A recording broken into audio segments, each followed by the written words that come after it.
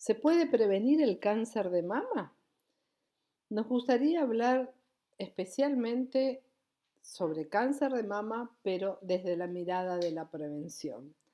Recordamos que octubre es el mes rosa, donde la Organización Mundial de la Salud ha dado en llamar el mes de la sensibilización sobre la prevención del cáncer de mama, porque a nivel mundial se trata de hacer un énfasis especial en el diagnóstico precoz y en la prevención de esta patología que es tan frecuente. Pero me gustaría comenzar definiendo qué es el cáncer. Cáncer es cuando una célula benigna se hace independiente de aquellos mecanismos que lo regulan, normalmente, y se convierte en un clon de células malignas que al crecer forman un tumor. Y la diferencia entre un tumor benigno y maligno es que el tumor benigno crece en su lugar, va expandiendo los tejidos que lo circundan, pero no invade estructuras vecinas, no va a otros órganos y tampoco a los vasos linfáticos o sanguíneos, donde de esa forma se va a diseminar por otras partes del cuerpo como lo hacen los tumores malignos, dando lugar a las metástasis, donde en otros órganos producen un tumor semejante al que les dio origen. ¿Y por qué se produce esta alteración? ¿Por qué se produce el cáncer? Y acá hablamos de que hay un daño en el ADN, es decir, el cáncer termina siendo de origen genético. El 75%, 77% de los cánceres son de origen esporádico, es decir, que se va a ir dañando por los múltiples factores de los cuales vamos a hablar que van afectando. Un 17%, como vemos allí, son de origen familiar, es decir, que comparten algunos factores de riesgo en cierto tipo de familias o ciertas razas, y esto hace que tengan más frecuencia que los que son esporádicos, donde son alguna persona aislada en la familia que por los múltiples factores se va dañando el ADN, y tenemos solamente un 6% en los que hay un daño genético heredado, y esta foto es muy representativa de Angelina Jolie, que recorrió el mundo cuando se supo de que ella se realizaba la mastectomía bilateral como profilaxis. ¿Por qué? Porque había un daño genético en sus cromosomas por una mutación que está presente en todas las células de su cuerpo y ya se van a ir heredando. Entonces estas personas pueden tener hasta un 85% de probabilidades de tener cáncer, así que las medidas son totalmente diferentes al resto de la población, pero vemos que es un porcentaje muy pequeño, solamente el 6% los que tienen esta mutación genética, que se sospecha cuando realmente hay muchos familiares, especialmente jóvenes, que pueden tener el antecedente de haber tenido cáncer de mama, en los cuales se puede hacer un estudio genético como para detectarlo. Pero como vemos, realmente el porcentaje mayor es el esporádico, es decir, que los múltiples factores van dañando el ADN y hace que estas células comiencen a transformarse. Y entonces vamos a preguntarnos por qué se daña el ADN. Es el resultado de un fallo en los controles que regulan la célula. Cada célula está programada de una forma diferente y como vemos ahí, tienen mutaciones, es decir, daños que hacen que cambie la secuencia del cromosoma del ADN. Cuando hablamos de secuencia, me pareció muy oportuno poder mostrar esta partitura, donde en esta partitura, que podríamos decir que es el genoma, donde está el conjunto de genes del ser humano, que sería la partitura, donde tenemos los genes, que serían las notas, donde cada una de las células del organismo, de nuestro cuerpo, va a tener una función diferente. Hay células que están permanentemente en cambios y en reproducción, como las células de la piel, por ejemplo, que a medida que se van descamando salen células nuevas, otras que, como las del cerebro, que no se multiplican. Entonces, cada una tiene que tener su partitura diferente, su orden diferente, y eso es la secuencia del ADN. Cuando esta secuencia se daña, las células empiezan a multiplicarse en forma desordenada y no se frenan en su debido momento, ya que cada célula tiene que o multiplicarse para repararse, o a veces inclusive está lo que se llama la apoptosis o el suicidio de la célula, donde una célula que comienza a dañarse se suicida, muere, para que de esa forma no dé origen a un daño mayor y lo que podríamos decir después a un tumor y a producir un cáncer. Pero cuando estos mecanismos se destruyen y se dañan, hacen de que realmente esta regulación de la célula se pierda. ¿Y qué es lo que hace de que esta regulación se altere? Y aquí hablamos de la epigenética. La epigenética es decir, el puente entre el ambiente y los genes. Y ya vamos a hablar en detalle, pero vemos que los carcinógenos, el ejercicio, no es el ejercicio en sí, sino la falta de ejercicio, el estrés, la dieta, el tabaco, infecciones, inflamación. Cuando hablamos de infecciones, no es una infección banal, sino, por ejemplo, las infecciones de transmisión sexual o el HPV, que va a ser el responsable prácticamente del 95 a 98% de los cánceres de cuello de útero, y así diferentes mecanismos que pueden hacer que estas células se vayan alterando. Y si sumamos más de un factor, más probabilidades tenemos todavía de que se pueda producir un daño, y entonces ahí, como veíamos, o se activan o se inactivan los genes y no van a producir, no van a tener un mecanismo de acción como debería ser adecuada para ese tipo de célula. Y vemos en esta tabla la incidencia de cáncer en Argentina.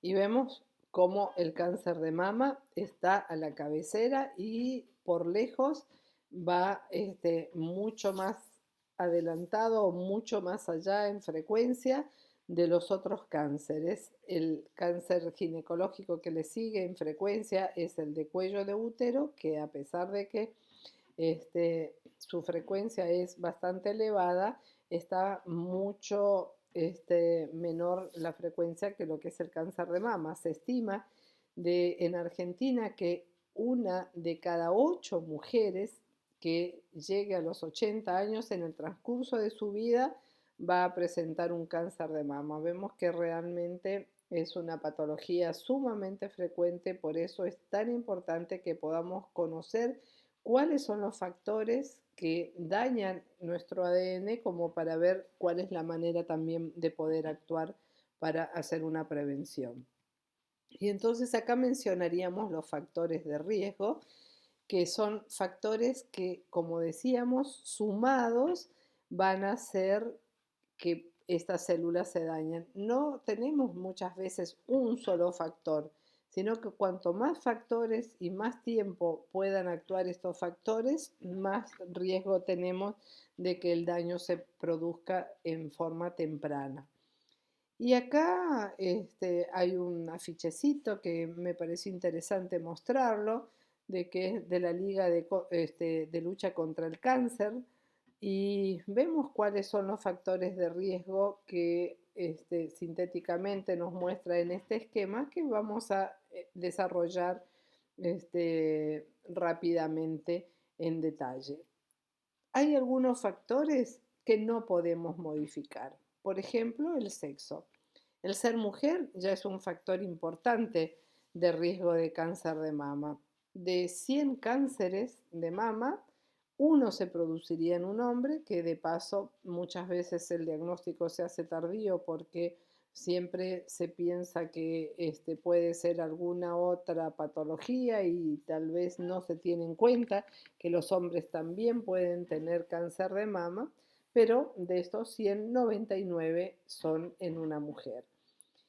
La edad, con el paso de los años, los genes se van dañando y el sistema que tienen como para reparar esos genes que se pueden llegar a ir reparando, también se va dañando con el paso de los años. Entonces, a medida que va pasando el tiempo, va aumentando la frecuencia. A pesar de que el pico máximo en Argentina está alrededor de los 59 años, de todos modos, eh, las personas a medida que van pasando los años tienen más probabilidades especialmente de tener esos cánceres esporádicos. Por eso nunca hay una edad para dejar de hacerse los controles mamarios, porque podemos ver en una persona de 90 años que desarrolle un cáncer de mama cuando muchas veces ya piensan que no es una etapa como para seguir controlándose.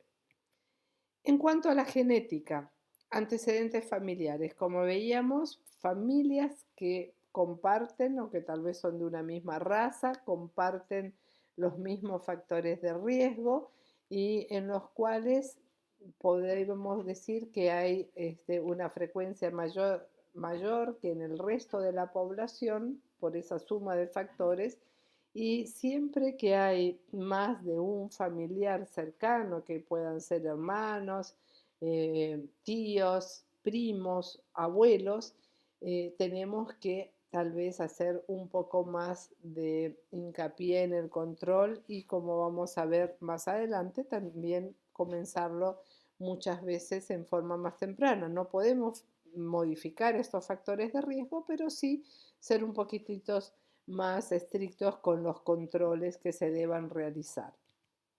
El alcohol. El alcohol implica el 3% de la muerte por cáncer. Es un factor importante que va dañando los tejidos. Y el tabaco, bueno, siempre pensamos en el tabaco como el cáncer de pulmón, pero lamentablemente el tabaco va dañando todos los órganos y va dañando los tejidos y la parte vascular, y hace que todos los cánceres sean más frecuentes, y el cáncer de mama también es más frecuente en mujeres fumadoras. Los hormonales. El embarazo protege porque nos disminuye la exposición a los estrógenos. La lactancia también es un factor protector. Cuanto más tiempo se haya amamantado y bueno, más hijos se haya tenido, también hay un factor protector.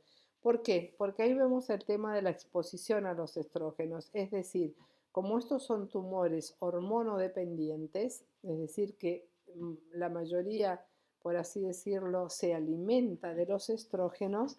Si las menstruaciones comenzaron en forma muy temprana o se retiró la menstruación en forma con una menopausia más tardía, fueron más años de exposición a los estrógenos y no hubieron embarazos o no se amamantó, también hubieron más ciclos menstruales con más estrógeno, o si se tomaron hormonas por periodos muy prolongados, todo eso hace que el riesgo sea mayor. Las radiaciones, ya sean las radiaciones ambientales, de las cuales muchas veces no podemos escapar, o personas que han recibido radioterapia en el tórax por algún tumor de esa zona, que pueda también ser un factor importante. Y vamos a hablar también de la obesidad. Acá el título dice Obesidad y cáncer, la tormenta perfecta. Y realmente se está estudiando mucho en cuanto a la relación que tiene la obesidad con el cáncer, por dos motivos, especialmente a grandes rasgos en el cáncer de mama. Y uno es porque se producen ciertas sustancias que producen en los tejidos grasos un proceso inflamatorio que va a desencadenar sustancias que van a ir dañando nuestro ADN. Pero por otro lado también hay una conversión periférica de los precursores del estrógeno que hace que en la grasa se conviertan en estrógenos. Entonces, inclusive pacientes que ya han terminado su menopausia, si son realmente obesos, van a tener mayor probabilidad de que sigan produciendo estrógenos y por lo tanto van a ser más propensos. Y miren qué interesante lo que menciona este artículo. Dice que mientras los factores genéticos y hereditarios explican el 5 o 10% de las causas conocidas de cáncer, como hablamos de los genéticos, factores ambientales y estilo de vida dan cuenta de más del 90% restante. Realmente es increíble cuando escuchamos estos números. Dice que en sujetos no fumadores, la obesidad, la dieta y la actividad física son los principales factores de riesgo asociados a neoplasias. Realmente es muy llamativo esto y es un tema a tener muy en cuenta.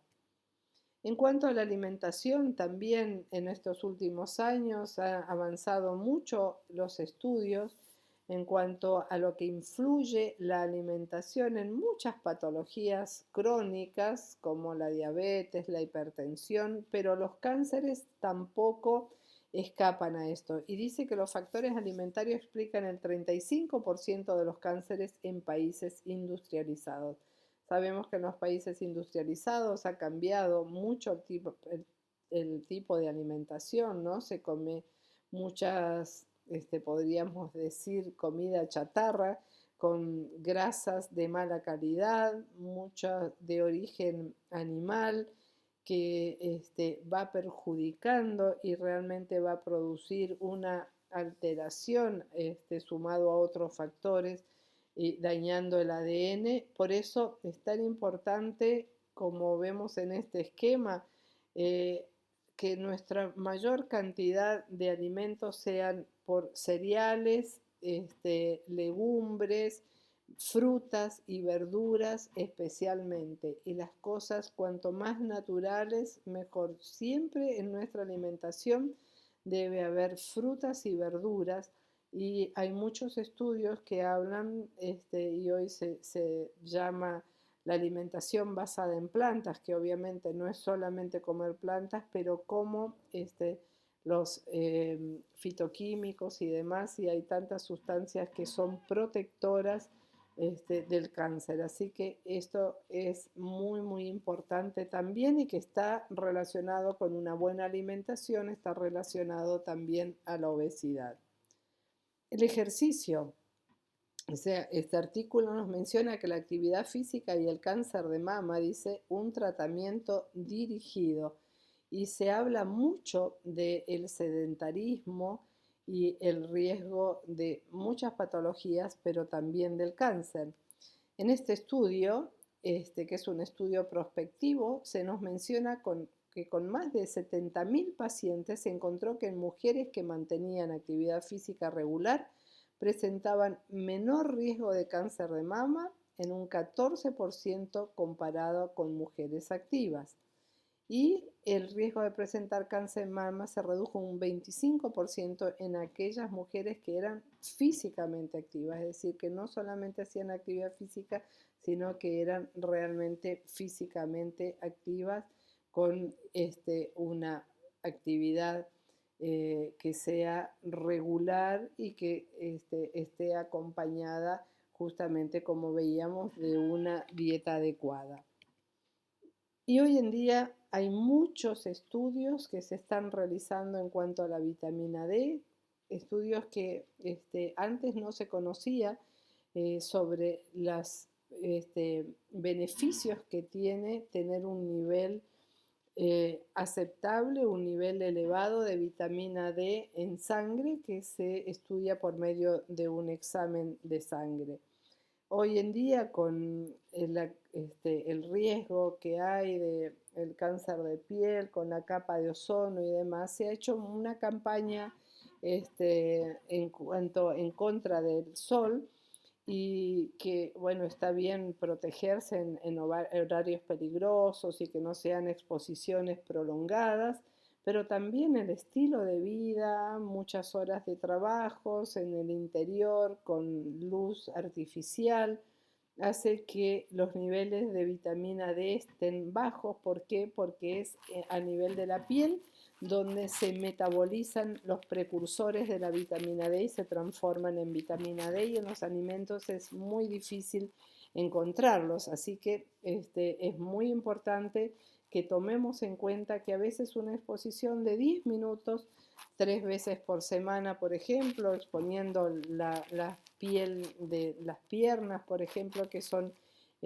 menos sensibles a los rayos del sol, digamos, en cuanto a patologías, manchas y demás que se tiene muchas veces el temor, ya puede hacer que los niveles de vitamina D puedan elevarse, y esto es un factor protector importante. Dice que valores adecuados de vitamina D disminuyen la incidencia y mejoran el pronóstico en el cáncer. Este estudio nos habla de esto, pero hay estudios que también hablan de que las personas que han tenido un diagnóstico de cáncer, la posibilidad de la recidiva también es menor si tienen valores elevados de vitamina D.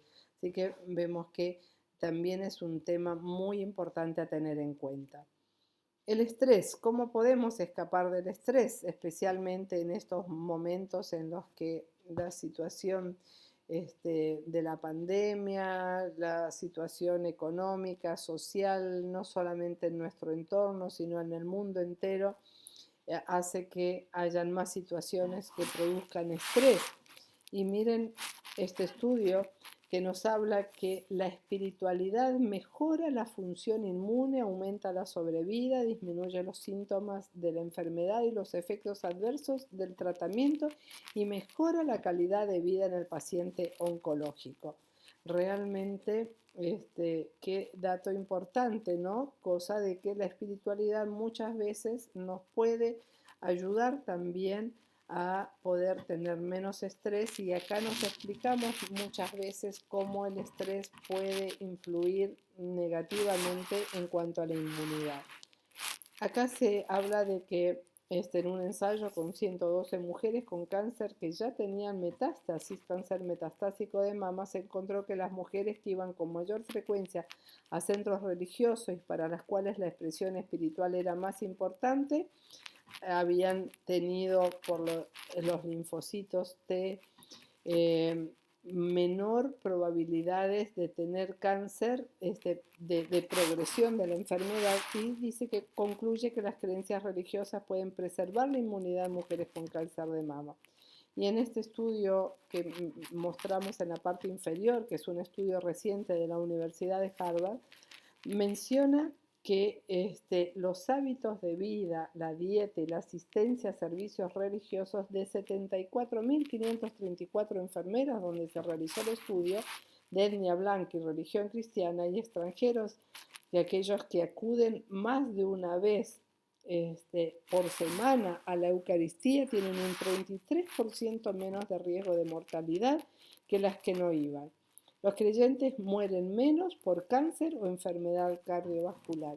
Y hay muchos estudios en relación a esto, no solamente con el cáncer, sino como menciona acá la enfermedad cardiovascular, y es por el tema de poder tener confianza en un ser superior al cual podamos acudir en momentos de angustia, y que realmente podamos sentir la ayuda y tener paz en nuestro corazón. Acá hay un versículo que me gusta mucho, que está en la Biblia, en el Salmo 37:5, dice: entrega al Señor todo lo que haces, confía en Él y Él te ayudará. Y realmente qué lindo que es también, aunque las situaciones externas no las podamos cambiar, podamos tener herramientas como para poder tomar cada situación de una forma diferente, confiando en un Dios todopoderoso que nos puede ayudar, y en el cual podemos confesarnos y entregar nuestros problemas. Y ahora podríamos hablar, ya que mencionamos todos los factores de riesgo, cómo podemos actuar, es decir, cómo podemos hacer una prevención. La prevención primaria significa actuar sobre los factores de riesgo para evitar que aparezca. Y acá, como ya estuvimos mencionando, mencionamos una dieta adecuada, el peso adecuado, el ejercicio, que están totalmente relacionados unos con otros. ¿Por qué? Porque si tenemos una dieta adecuada y hacemos ejercicio, muchas veces podemos mantener un peso adecuado. Y también si este ejercicio lo hacemos al aire libre, vamos a obtener vitamina D. Y realmente la mejor manera de poder obtener la vitamina D es exponiéndonos, especialmente haciendo ejercicio.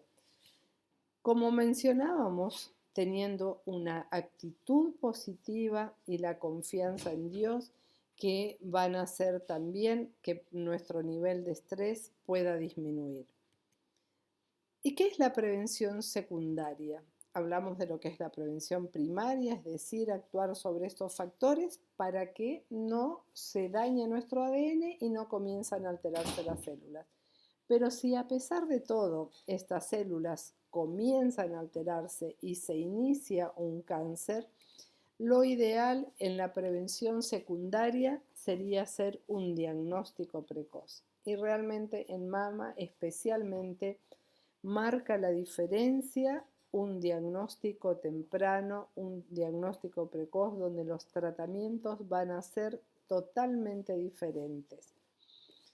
Entonces, ¿cómo podemos hacer un diagnóstico precoz? En el cáncer de mama se nos habla del autoexamen. ¿Cuándo hacer el autoexamen? Cuando nos bañamos, cuando nos vestimos, mirar en el espejo si hay alguna asimetría, si hay una zona que está hundida, un pezón, por ejemplo, que puede estar hundido, elevando los miembros superiores, los brazos, como para ver si no hay alguna retracción. Y en la cama, tratar de hacer después de la menstruación, si se menstrua, si no, una vez por mes, hacer una palpación. Tal vez no vamos a notar en detalle, a veces cuesta ver la estructura de la mama, pero si conocemos las mamas y aparece algún cambio, posiblemente lo podamos notar. ¿Cuándo hacer un autoexamen? Lo ideal sería mensual, mientras nos bañamos o cuando nos acostamos, poder realizarlo. Y si no, un examen realizado por el especialista, que debería ser anual cuando se hace un control ginecológico. Lo ideal sería también que dentro del examen ginecológico se pueda incluir un examen de mamas. La ecografía.